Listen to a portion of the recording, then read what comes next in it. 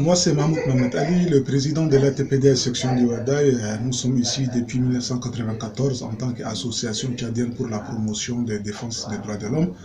Nous intervenons dans beaucoup de domaines de la vie et surtout aujourd'hui nous constatons un phénomène de prolifération des enfants muhajirines ou bien des enfants talibés. Maintenant, nous en tant que défenseurs des droits de l'homme, on constate que ce phénomène prend de l'ampleur dans la mesure où un peu partout dans la ville vous constatez la présence de ces enfants muhajirines ou bien des enfants talibés. Donc ces enfants sont ici à Béché, soit ils sont amenés par leurs tuteurs, c'est-à-dire les marabouts qui les enseignent, ou bien même ils sont envoyés par leurs parents pour venir apprendre ici le Coran.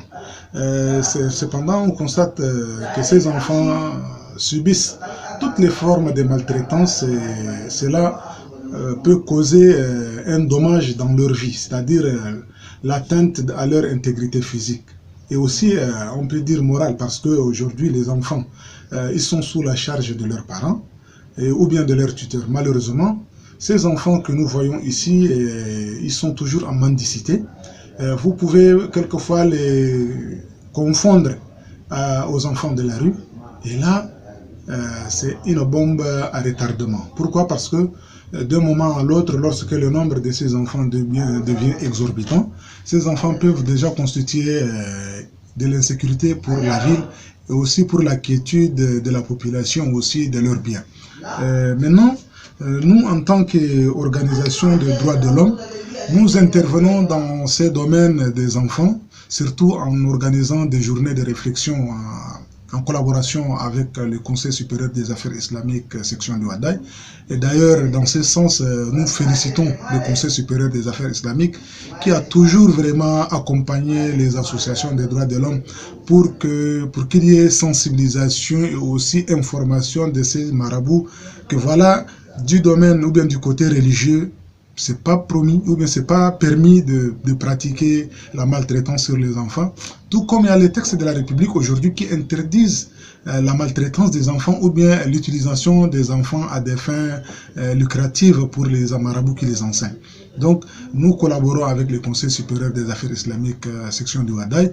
Nous organisons des journées de réflexion, comme je l'ai dit tantôt, et aussi des journées de sensibilisation sur les textes de la République et aussi les textes internationaux ratifiés par notre pays. Donc, là, pour les enfants qui viennent directement se plaindre auprès du bureau, on cherche à obtenir des renseignements. C'est-à-dire d'où ils viennent, qui ils ont ici comme tuteur, est-ce qu'ils ont d'autres parents ici, ou bien est-ce qu'ils sont sous la charge directe de leur marabout et autres. Après avoir obtenu ces informations, nous, on va vers le tuteur pour lui dire, voilà, votre enfant a subi ça, ça, ça, ça. Si c'est lui-même qui est l'auteur, on lui dit que voilà, il a commis une infraction sur le droit de cet enfant. Et que voilà, la loi n'autorise pas. S'il compte ne plus revenir sur cette infraction, tant mieux, la solution est trouvée. Parce que lui, il s'engage de ne plus commettre de tels actes parce qu'il n'a pas encore connaissance des textes. Mais s'il dit que non, on n'a pas droit de lui faire des reproches parce que l'enfant lui appartient, on lui a confié la responsabilité, du moment où il nous dit ça, on va vers le juge pour enfants afin de dénoncer que voilà, il y a un enfant, ça, ça, ça, ça. Au cas où le juge pour enfants n'est pas là, nous, on va directement voir le procureur de la République, chargé du ministère public. Il est censé vraiment trouver et restaurer les droits de cet enfant qui sont bafoués par une tierce personne. La question des droits de l'homme, vraiment, j'appelle tout le monde à la conscience. Parce que ce n'est ni écrit dans les textes religieux, ni dans les textes républicains qu'il est permis de maltraiter un enfant. Un enfant est un enfant, c'est une personne vulnérable, elle doit être, c'est-à-dire cette personne qui est vulnérable doit être sous la charge de son responsable. Ça peut être un tuteur direct qui est un père ou bien une mère, ou bien même de ses oncles ou encore un tuteur à qui on a confié la responsabilité. Donc, cette personne a cette charge de prendre vraiment sa responsabilité devant cet enfant qui est vulnérable. Mais lorsque cette personne n'arrive pas à assumer sa responsabilité, elle doit vraiment restituer cette responsabilité acquis des droits, c'est-à-dire à son père direct, ou bien à ses oncles, ou bien à la personne à qui revient en premier droit, en premier lieu, la responsabilité directe de cet enfant. Donc, si vous pensez que vous n'êtes pas en mesure de prendre votre responsabilité en tant que tuteur à qui on a confié la responsabilité de cet enfant, restituez humblement cette responsabilité acquis des droits. Deuxièmement, après la responsabilité de la personne directe, c'est-à-dire le tuteur de l'enfant, la responsabilité incombe aussi la famille. Parce que dans la Constitution, il y a la protection de la famille à travers la protection de ses enfants et des membres de la famille. Donc, si la famille n'a pas pris sa responsabilité, quelquefois l'enfant peut échouer. Et l'échec de l'enfant, c'est l'échec de la famille. Parce qu'aujourd'hui, si votre enfant devient un enfant de la rue, il devient un voleur, il devient de n'importe quoi. Pour vraiment miner ou bien entraver la vie dans la société, c'est la famille qui est indexée. Donc, chaque famille doit aussi prendre sa responsabilité. J'interpelle aussi les organisations ou bien les partenaires qui interviennent dans ce sens, tels que nous, Association de défense des droits de l'homme, et aussi d'autres organisations qui interviennent dans ce sens, qu'on puisse assumer nos responsabilités. S'il y a des activités qui sont prévues dans nos plans d'action en faveur de ces enfants, qu'on essaie vraiment de les mener à bon terme, qu'on essaie de plaider en faveur de ces enfants, parce que ces enfants sont des personnes vulnérables, comme je l'ai dit, et si nous n'arrivons pas à les assister directement, maintenant la grande charge revient à l'État. L'État est censé mener de l'ordre où que ce soit, pour qui que ce soit. Donc, ces enfants sont aussi une frange de la population. On ne peut pas les laisser pour compte ou de côté. Donc, aujourd'hui, quand on va un peu dans la ville, il y a des centres un peu structurés, c'est-à-dire des centres d'apprentissage coranique, où les enfants sont casernés, ils sont dans un internat, ils habitent dans ces centres, leurs parents fournissent le nécessaire pour que ces enfants puissent étudier. Mais parmi ceux-là, il y a des enfants orphelins, il y a des enfants qui sont pris par la charge, ou bien qui sont sous la charge même de ces centres. Et lorsque ces centres ne sont pas appuyés, ces enfants sont les enfants du pays. Ils doivent bénéficier à même titre que les enfants qui bénéficient de la gratuité de l'école. Donc, s'il y a des centres qui forment des enfants, ces enfants deviennent des personnes lettrées ou bien instruites. C'est au compte de qui? Au compte du pays qu'on appelle Tchad. Ce beau pays qui a beaucoup de fils qui ont embrassé le centre d'apprentissage des écoles coraniques. Ils doivent aussi bénéficier des subventions de l'État. Donc, si l'État arrive à subventionner ou bien à mettre à disposition de ces centres des maîtres ou bien des enseignants qui sont fonctionnaires de l'État, et aussi appuyer financièrement et aussi matériellement par de la nourriture et autres, ces centres, on n'aura pas des enfants qui vont errer un peu partout. Maintenant, en tant qu'association de défense des droits de l'homme, pour éradiquer ce phénomène des enfants muhajirines ou bien des enfants talibés qui errent un peu partout dans la ville, rien que pour la mendicité, vraiment, je préconise à ce qu'il y ait d'intensification des activités de sensibilisation. Ça peut être organisé par nous, en tant qu'association de défense des droits de l'homme, ça peut être organisé par les services de l'État. Si on prend aujourd'hui le ministère en charge de la protection de l'enfance, ils peuvent aussi mener des activités dans ce sens, parce que c'est dans leur cahier de charge. Et aussi les fidèles ou bien les leaders religieux, ils peuvent aussi mener des activités de sensibilisation. Donc, cela ne suffit pas de circonscrire ces activités de sensibilisation juste autour de la ville. Il faut toucher les parents de ces enfants, parce que c'est eux qui laissent leurs enfants venir sans aucune charge possible. Donc, ils doivent prendre en charge leurs enfants du point de vue nutrition ou bien alimentaire, du point de vue habillement, du point de vue toit ou bien maison, du point de vue protection de manière globale. Ces parents doivent prendre en charge leurs enfants. Maintenant, quitte au marabout de prendre en charge le côté cognitif, c'est-à-dire un peu spirituel, c'est-à-dire dans le domaine de l'éducation spirituelle. Donc, pour éradiquer ce phénomène, que l'État prenne des mesures pour sensibiliser d'abord, que l'information parvienne aux parents, que l'information puisse parvenir aussi aux marabouts.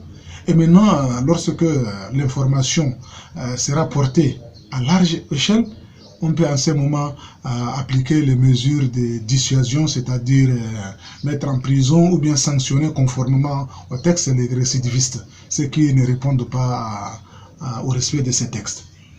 Et maintenant, nous, en tant qu'association de défense des droits de l'homme, on reçoit quelquefois des plaintes, soit directement de ces enfants ou bien par l'intermédiaire des personnes dénonciatrices.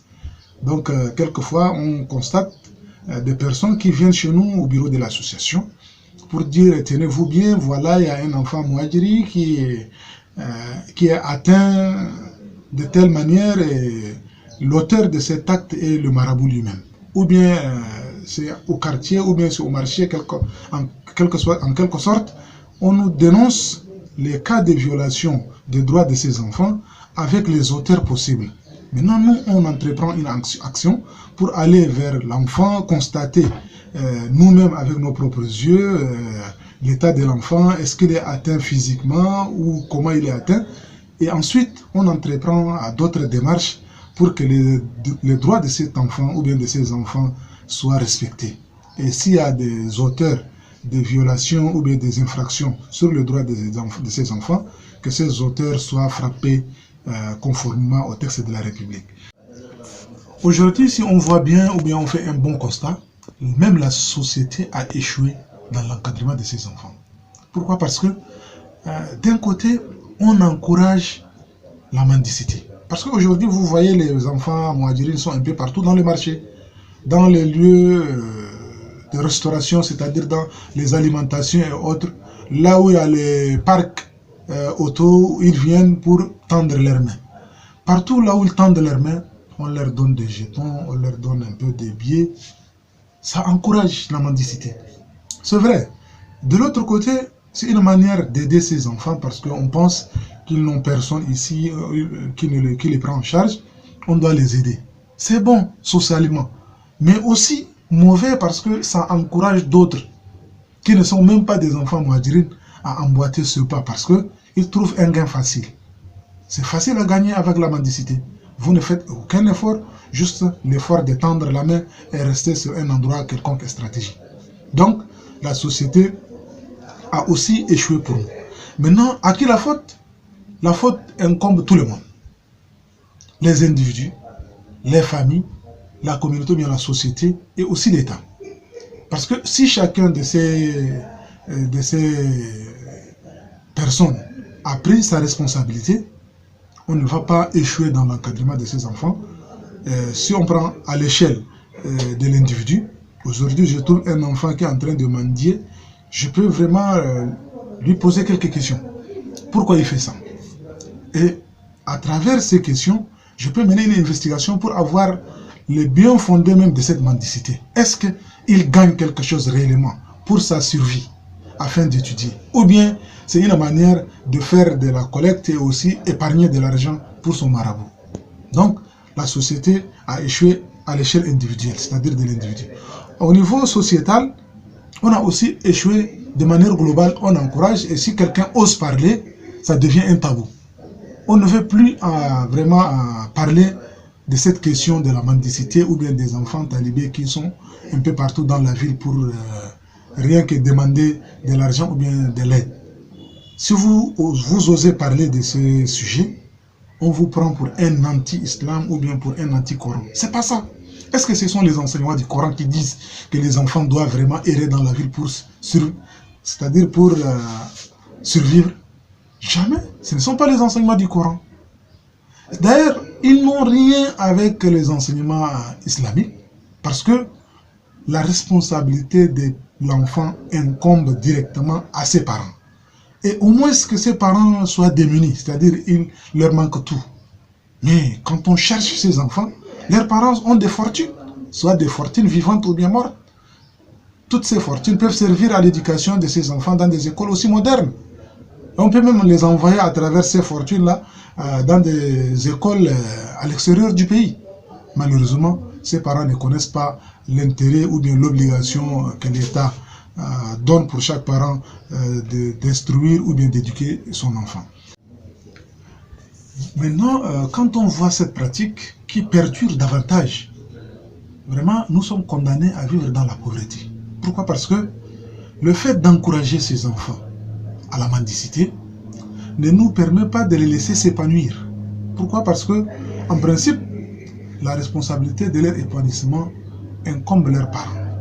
si leurs parents n'arrivent pas à assurer leur éducation, ils sont redevables vis-à-vis de ces enfants et aussi vis-à-vis de l'État, parce qu'il y a des textes qui sanctionnent les parents qui ne laissent pas ou bien qui ne permettent pas l'éducation à leurs enfants. Maintenant, lorsque nous donnons de la possibilité à ces enfants de rester dans la ville, trouver de la nourriture, nous, en tant que société, on va rester à notre état, parce que vous pensez toujours dans le social, et à travers ce social, vous partagez ce que vous avez avec les enfants. Donc, quelquefois, vous n'avez plus de l'épargne à faire ou bien quelque chose à laisser pour votre futur. Donc, vous allez rester toujours à votre état. Ce n'est pas pour dire qu'il faut abandonner le côté social.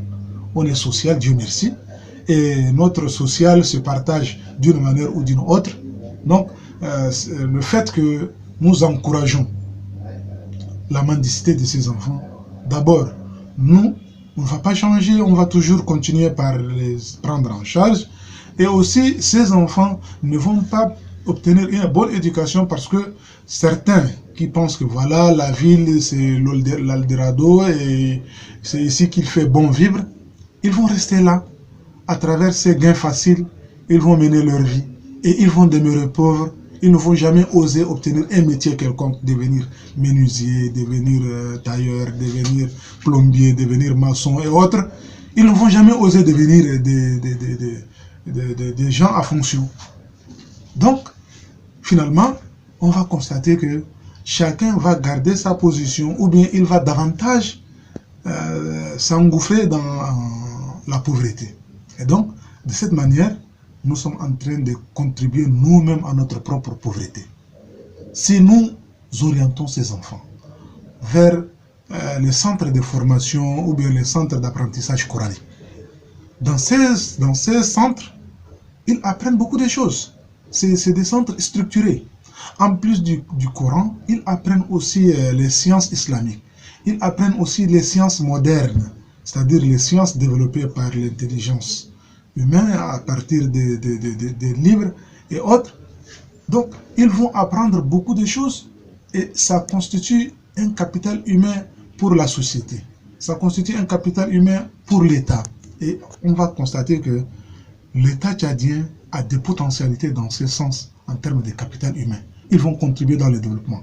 Mais lorsque nous ne les aidons pas, on les laisse à ce stade ou bien dans cette manière de faire, ils vont rester toujours demander à gagner facile.